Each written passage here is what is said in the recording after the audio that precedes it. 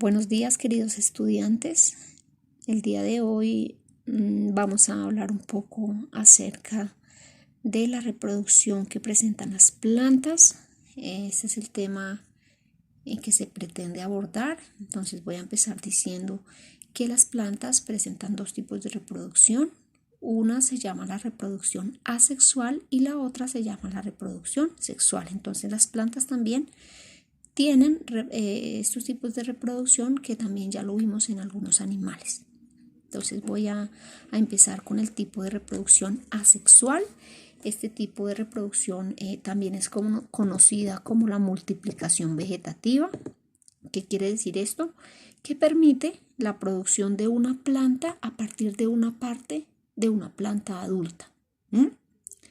Entonces, ¿qué pasa? A partir de un pedacito, de una porción del cuerpo de una planta adulta, se desprende y se desarrolla un nuevo individuo que es idéntico a su progenitor. Entonces, este tipo de reproducción asexual tiene unas ventajas, pero también tiene unas desventajas. La primera ventaja es que es muy rápida y es simple. La segunda no requiere producir ni mantener células sexuales, es decir, que casi no hay gasto energético.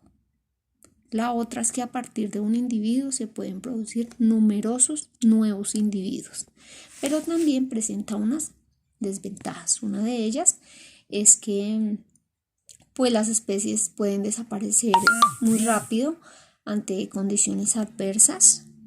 La segunda es que todos los individuos son iguales genéticamente, es decir, que no va a haber variabilidad genética. ¿Por qué? Porque todos van a ser igualitos.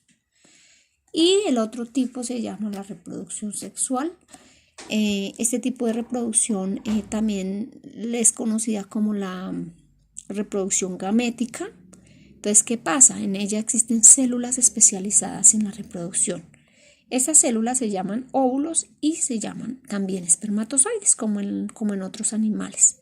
Entonces, los descendientes son parecidos a los parentales, pero no son idénticos. Sí, son parecidos.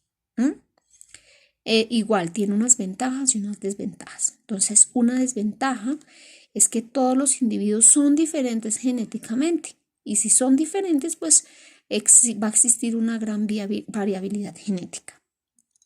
La otra ventaja es que la especie puede sobrevivir ante condiciones adversas del medio, puede soportar condiciones adversas, pero también presenta unas desventajas. Una de ellas es que pues es un proceso lento y que es un proceso complejo. La segunda desventaja es que el número de descendientes es mínimo, es bajito. Y la tercera requiere producir y mantener células sexuales con mucho gasto energético. Bueno,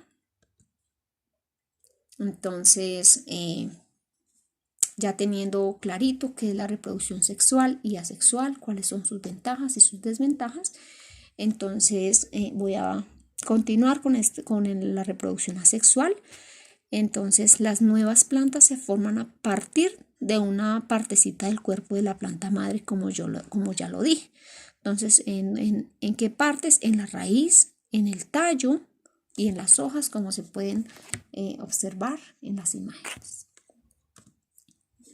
Entonces, ¿cómo es esto que a partir de los tallos? Entonces existen varios. A partir de los rizomas, como se puede observar en la imagen, un rizoma es un tallo que crece horizontalmente y que presenta varias yemas que originan vástagos herbáceos verticales y raíces, como en el caso de los helechos, ¿cierto?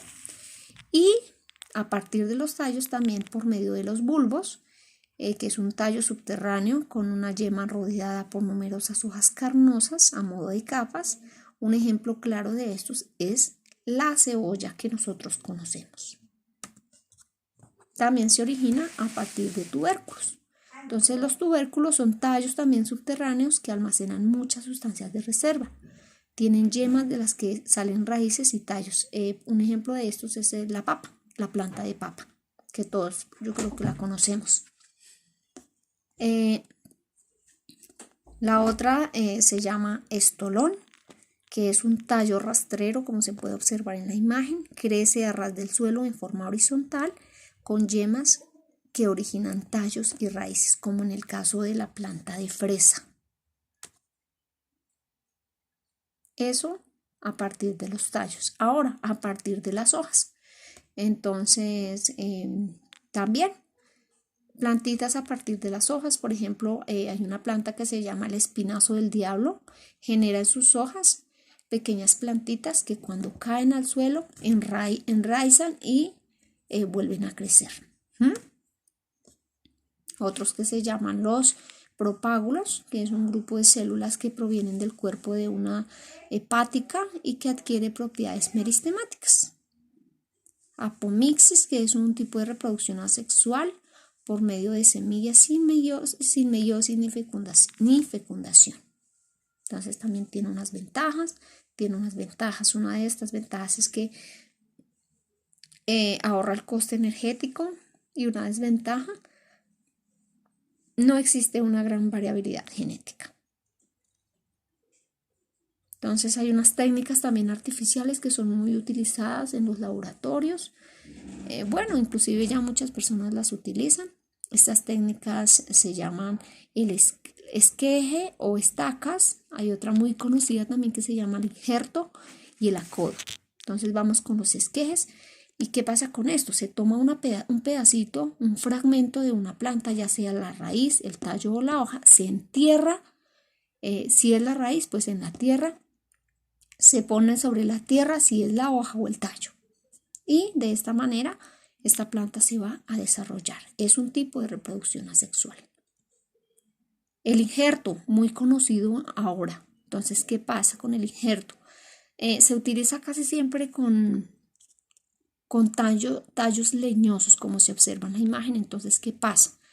Se corta un pedacito de ese tallo y se toma otra parte de una planta y se injerta, se mete y generalmente lo enrollan o lo sellan con cinta para que pues empiece a crecer y a desarrollarse. Este tipo de injerto es un tipo de reproducción asexual muy conocido pues en nuestros días. Es muy utilizado ahora.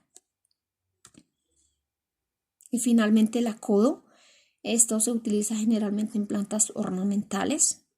Las plantas ornamentales son las que sirven para decorar jardines, en los parques. Bueno, este tipo de plantas se dan allí o se utilizan para estos fines. Entonces, ¿en qué consiste? En que se entierra una porción de brote de una planta para que forme raíces. ¿Listo? Entonces es básicamente pues como este tipo de reproducción asexual. Esos son los ejemplos. Entonces ahora voy a hablar un poco acerca de la reproducción sexual. Entonces es importantísimo decir que la reproducción sexual en las plantas ocurre generalmente en la flor. La mayor parte de las plantas presentan reproducción sexual. Entonces, por eso es indispensable que los espermatozoides se unan con los óvulos. Entonces, se da, como lo dije antes, en las flores. Son los aparatos reproductores de las plantas. Hay muchos tipos de flores, pero todas tienen una distribución parecida. Entonces, pues voy a empezar a mostrarles cómo es una flor. La flor está conformada por unas partes, por supuesto, que se llama el pétalo, que está acá, donde estoy moviendo el cursor. En pétalo están los sépalos, también encontramos el cáliz, la corola. Entonces acá encontramos el aparato reproductor de la flor, el estambre, que es el órgano reproductor masculino. ¿Listo? Para que lo tengan claro. Estambre, órgano reproductor masculino. Estos son los estambres, los que tienen como forma de fosforito. Yo siempre los he llamado así. También encontramos los filamentos. También encontramos pues lo que forma parte del filamento, la antera. Acá se puede observar bien cómo son los estambres, más estambres. Los estambres hay de diferentes tipos, pues obviamente porque las flores todas presentan diferentes formas y diferentes características. Estambres, el pistilo, vamos con el pistilo. Entonces, los estambres son los órganos reproductores masculinos. El pistilo es el órgano reproductor femenino. Entonces es clarito, también acá está el ovario de la planta, de la flor. También tienen ovario como las mujeres y como muchos animales hembras, y dentro del ovario se encuentra el óvulo. Entonces ustedes más adelante les voy a indicar en una flor cómo van a encontrar los óvulos de una flor. Está el pistilo. Entonces acá igual el óvulo que está dentro del ovario.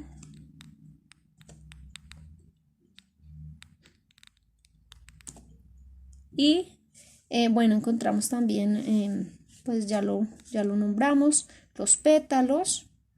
Está la corola, está el cáliz, los sépalos, los óvulos, que por supuesto es importante decir que es la célula sexual femenina. Entonces, bueno, ya después de esto, pues las fases de la reproducción sexual de las plantas se llaman polinización, fecundación, formación de la semilla y del fruto. Luego sigue la dispersión de la semilla y finalmente es cuando germina la semilla y pues se empieza a crecer y aparece una nueva planta. Entonces básicamente estos son como los aspectos más importantes sobre los tipos de reproducción sexual y de reproducción asexual.